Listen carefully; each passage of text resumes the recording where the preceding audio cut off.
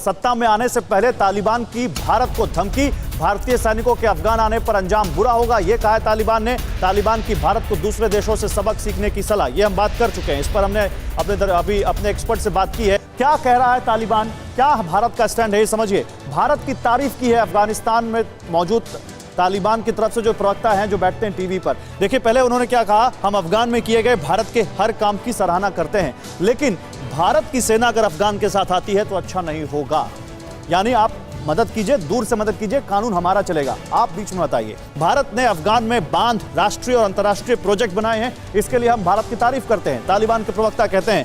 लेकिन भारत ने अफगान में सेना और दूसरे देशों की मौजूदगी के नतीजे देखे हैं, तो मतलब वो ये कह रहे हैं कि यही नतीजा भारत की सेनाओं का भी हो सकता है अगर वो वहां पहुंचे तो।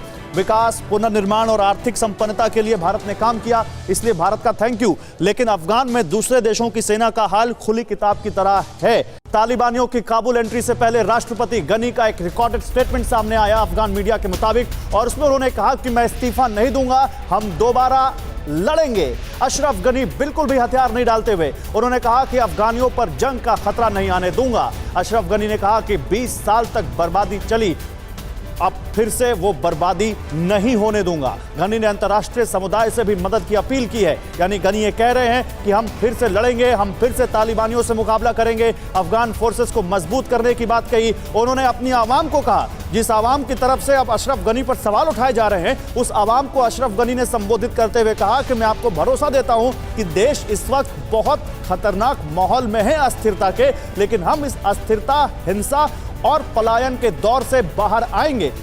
अशरफ गनी और अफगानिस्तान की सरकार के बारे में तो कुछ खास नहीं कहा जा सकता है, लेकिन इतनी बात तो साफ है कि तालिबान भले ही भारत को कितनी भी धमकियां दे ले, लेकिन भारत वही करेगा जो उसके हिसाब से उचित लगेगा। भारत का संविधान कभी भी एक ऐसे सरकार को वजूद में नहीं मानता है जो जोर जबरदस्ती कर सत्ता में आई हो। यानी भारत तालिबान को स्वीकारने के लिए बिल्कुल भी तैयार नहीं है, और अब वो पल दूर नहीं है जब भारत की सेनाएं अफगानिस्तान पर चढ़ाई करके तालिबान को वहां से नस्ल नाबूद कर दे।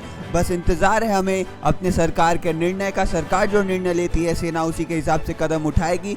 दोस्तों, आपके हिसाब से क्या भारतीय सेना को अफगानिस्तान पर चढ़ाई कर देनी चाहिए, या फिर भारत को अभी चुपचाप जो हो रहा है उसे देखते रहना चाहिए? अपना विचार हमें नीचे कमेंट बॉक्स में ज़रूर बताइए, और जैसे ही इससे रिलेटेड कुछ नई अपडेट आती है, हम आपके पास सबसे पहले हाजिर होंगे लेकर एक नई खबर। तो दोस्तों, बने रहे केवीपी न्यूज़ के साथ। जल्द मिलते हैं एक नए वीडियो में कुछ नई खबरों के साथ।